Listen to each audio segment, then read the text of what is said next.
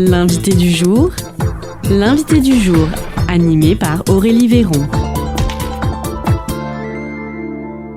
L'invité du jour sur Espoir FM aujourd'hui, c'est Annie Gourgue, la présidente de l'association La Mouette. On va justement représenter cette association auprès de nos auditeurs et expliquer aussi les changements, parce qu'il y a eu vraiment du changement. Annie Gourgue, bonjour. Déjà pour commencer, l'association La Mouette, est-ce que vous pouvez nous la présenter à nouveau ? Bonjour et merci de nous rendre visite. L'association La Mouette, c'est une association loi 1901 qui a plusieurs buts: la défense, la protection de l'enfant, l'aide et le soutien aux victimes, la lutte contre la cybercriminalité et l'aide à la recherche des enfants disparus.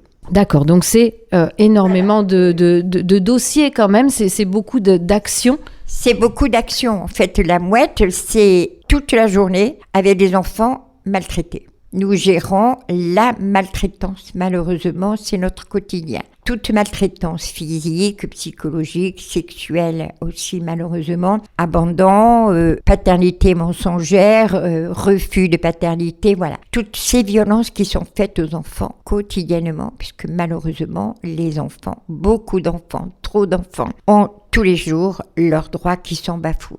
Alors, qui frappe à la porte de l'association La Mouette ? Est-ce que ce sont les familles, les victimes, les avocats, la police ? Qui sont vos premiers contacts ? Alors, nos premiers contacts, ce sont les magistrats, puisque nous sommes désignés administrateurs ad hoc dans les cas de violences faites aux enfants. Les enfants ont droit à la justice. Ce sont des mineurs, ils ne peuvent donc pas choisir leur avocat. Souvent, il y a conflit d'intérêts entre papa et maman parce que c'est l'un ou l'autre qui a fait du mal à l'enfant, parce que c'est souvent aussi malheureusement la fratrie qui est mise en cause, donc maman ne peut pas choisir entre l'agresseur et la victime. Donc nous sommes désignés administrateurs ad hoc. Et administrateur ad hoc, c'est une locution latine qui veut dire pour un temps, pour un moment, pour une mission. Quand nous sommes désignés, en fait, nous avons la mission de parler pour l'enfant, au nom de l'enfant, comme le veut l'enfant, choisir un avocat,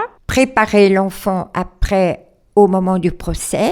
Et c'est important pour l'enfant de savoir qu'il est petit, mais il a le droit à la justice et qu'il a le droit à son avocat. Ça, c'est vraiment le rôle de l'administrateur ad hoc. Après, nous accompagnons, heureusement maintenant, il y a les salles Mélanie, donc les enfants ne vont plus chez le juge d'instruction 2 fois, 3 fois, voire plus. Ils sont entendus en salle Mélanie, c'est enregistré. L'enregistrement est sous scellé, bien évidemment. Ça permet, et nous disons à l'enfant, tu as été entendu une fois. C'est enregistré, on ne t'embêtera plus, parce qu'autrefois, on rédigeait devant le procureur, devant le juge pour enfants, devant le juge des affaires familiales. Ça, c'est fini, c'est enregistré, et ça permet des années après, lorsque l'enfant victime soit va à la correctionnelle ou aux assises, ça permet à la présidente de demander à ce qu'on écoute à ce moment-là ce que l'enfant a dit au moment où il a été auditionné, filmé. Ça évite à l'enfant souvent de revenir à la barre, de répéter malheureusement, et c'est pour les jurés. Quand vous voyez une petite fille de 6 ans qui raconte ce que papa lui a fait, ou grand-père ou grand-frère lui a fait, et elle est devant la justice alors qu'elle en a 9, la physionomie n'est plus la même. Vous vous rendez compte quand même de la faiblesse, et un enfant ne raconte pas n'importe quoi quand il est entendu à la gendarmerie ou au commissariat. Donc voilà, ça c'est le rôle de l'administrateur ad hoc, c'est-à-dire que les premiers qui nous appellent, ce sont les magistrats qui nous désignent. Et puis nous avons des gens qui voient, qui se rendent compte qu'il y a des maltraitants, donc qui nous appellent, qui nous préviennent. Et nous, bien évidemment, on ne se contente pas de marquer sur un papier, de le mettre dans un dossier, c'est que nous prenons tout de suite contact avec le substitut des mineurs, nous disons un petit peu ce qu'on nous a dit, et ça c'est important, et les magistrats après font ce qu'il faut faire, et nous avons parfois des jeunes qui nous téléphonent, qui nous disent ce qui se passe, à qui on conseille bien évidemment de s'adresser à leur établi, c'est-à-dire d'aller porter plainte, soit au commissariat, soit à la gendarmerie. Voilà d'où nous viennent tous ces enfants, tous ces dossiers que vous voyez en face, voilà. La majorité, ce sont les magistrats qui nous désignent. Alors Annie Gourgue, qui dit association, la mouette dit bénévole, mais vous avez parlé quand même d'actions particulières avec des enfants, donc j'imagine il faut être formé. Qui sont les bénévoles et quels sont les rôles justement dans cette association? L'association La Mouette, elle tient justement depuis 42 ans parce que nous ne sommes que des bénévoles. Tous les gens qui sont avec nous sont des bénévoles. Depuis la présidente jusqu'à la personne qui va chercher le courrier, les secrétaires, etc. C'est important quand même pour nous. Et nous avons, en fait, si vous voulez, la Mouette est désignée administrateur ad hoc et en tant que présidente, je délègue. J'ai donc des administrateurs ou des administratrices ad hoc qui ont reçu bien évidemment une formation, déjà qui est au moins 5 ans d'expérience avec les enfants. Et le rôle, justement, c'est d'accompagner au moment où l'enfant est entendu devant le juge d'instruction, d'accompagner les enfants et d'être là au moment du procès, d'être aux côtés. S'ils sont trop petits, bien évidemment, les enfants, on ne va pas les faire venir. Et après, à partir de 7-8 ans, s'ils le souhaitent, ils viennent au tribunal. Ils voient un petit peu, justement, combien c'est important pour eux, combien on les a entendus, comment ils seront reconnus victimes. C'est important pour eux de voir comment fonctionne la justice. Et on est là, aux côtés de ces enfants. Alors, notre mission, en fait, soit elle se termine au moment du procès, soit elle continue parce qu'après le procès, nous avons ce qu'on appelle le procès civil. Nous demandons des dommages et intérêts pour ces enfants. Et lorsque les magistrats, bien évidemment, nous accordent ces dommages et intérêts, ils sont gérés jusqu'à la majorité de l'enfant par nous, bien évidemment, sous le contrôle du juge des tutelles mineures. Donc voilà, ça c'est le processus et c'est l'accompagnement des enfants de l'administrateur ad hoc. Alors on est administrateur ad hoc, il faut avoir plus de 30 ans et moins de 70 ans. S'il y a des gens à qui ça intéresse, on fait une formation. Et voilà, il faut savoir que nos administrateurs ad hoc travaillent souvent. Et lorsque ils doivent accompagner les enfants, ils demandent soit un congé, soit un jour, soit on leur accorde ou pas. Et ça, c'est important d'être disponible aussi au moment M. Très bien, mais merci beaucoup Annie Gourgue.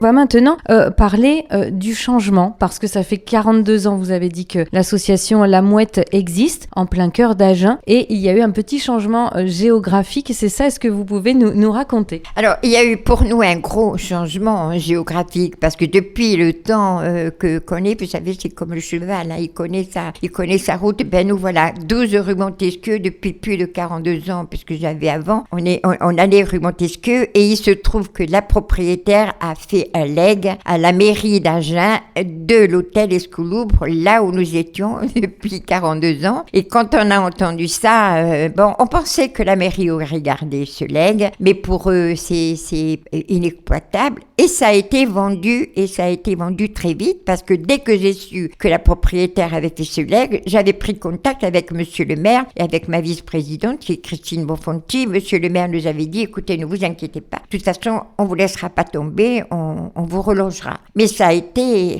On a fait appel à un déménageur. On a plus de 300 cartons encore. Là, il nous en reste un peu plus de 200 à défaire parce que la Mouette, si vous voulez, en fait, comme beaucoup d'associations, pendant des années, on n'était pas informatisé. Donc, c'était tout sur papier. Et les dossiers que nous avons, on a un peu plus de 1200 et quelques dossiers d'enfants. Ce sont des papiers, souvent. Donc, voilà, ça a été quand même, moi, j'ai été très inquiète. Je n'ai pas dormi des nuits en disant où est-ce qu'on va atterrir. Avec, en plus, je voulais ce périmètre-là, tribunal, gendarmerie, commissariat, pas trop loin pour nous, pour accompagner les enfants, parce que souvent les magistrats nous envoient un mail à 12h30 en disant à 13h30 il y a une comparution immédiate. Donc si vous êtes loin, là c'est près du tribunal. Bon, on a déménagé, on est maintenant 2 rue de l'Argenterie. C'est un peu plus loin, mais c'est toujours quand même dans le périmètre, gendarmerie, commissariat, tribunal,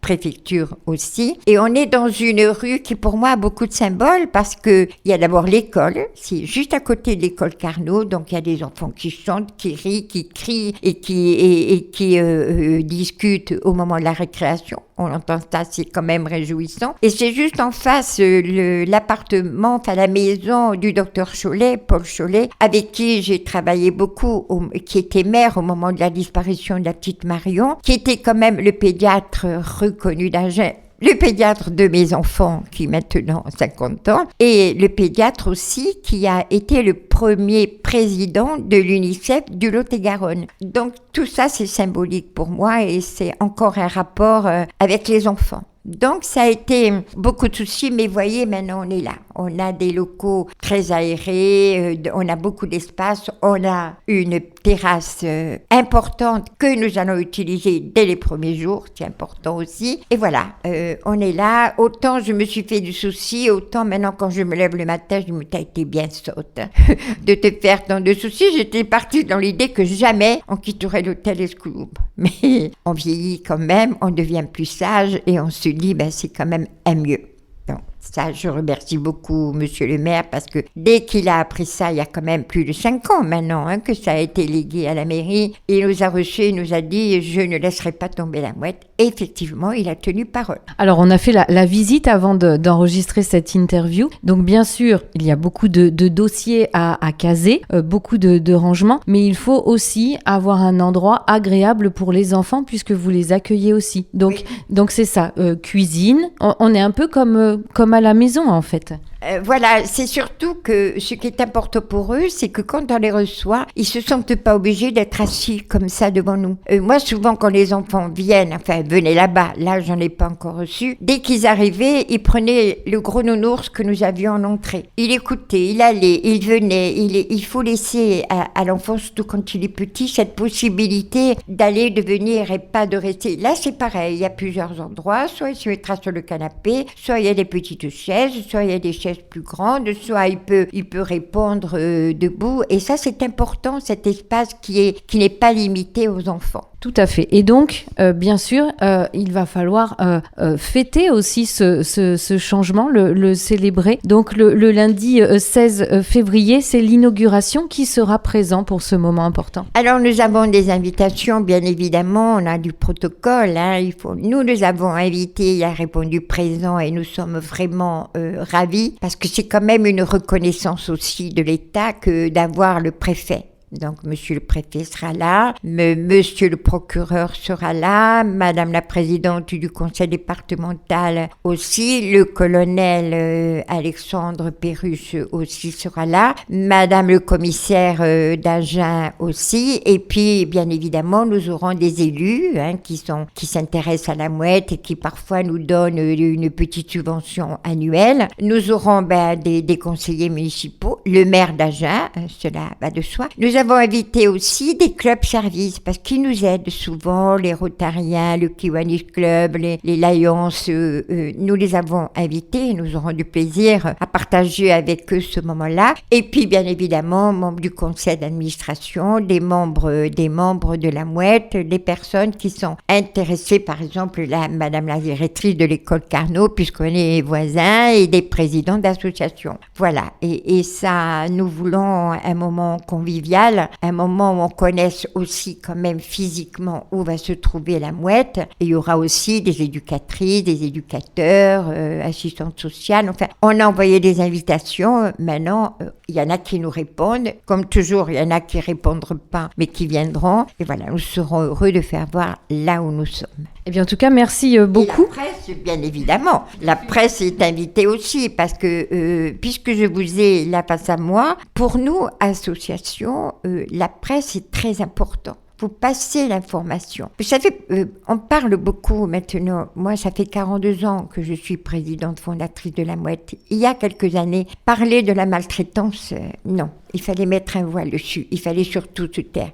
C'était omerta. On n'en parlait pas. Maintenant, on en parle. Pourquoi ? Parce que vous, les journalistes, vous faites notre porte-parole, en fait. Vous dites les choses. Il y a ça, il y a aussi l'Internet. On en parle. On sait qu'il y a tous les jours des enfants qui sont maltraités. On sait qu'il y a tous les jours des enfants qui meurent de maltraitance. Avant, on n'en parlait pas. Maintenant, on en parle. Et c'est grâce aux médias. Qu'ils soient écrits ou qu'ils soient visualisés comme vous, c'est important. Votre rôle est important. Donc, j'en profiterai aussi pour remercier, pour inviter les médias. Merci pour ce mot, Annie Gourgue. Avec donc ce nouveau changement, qu'est-ce qu'on peut souhaiter à l'association La Mouette ? Moi, ce que j'aurais souhaité, c'est qu'on ferme 12 rue Montesquieu. Ça voudrait dire qu'on n'a plus besoin de l'association La Mouette parce qu'il n'y a plus d'enfants maltraités. Mais la maltraitance existe et existera encore, malheureusement. Donc moi, ce que je souhaite, c'est que j'ai quand même un âge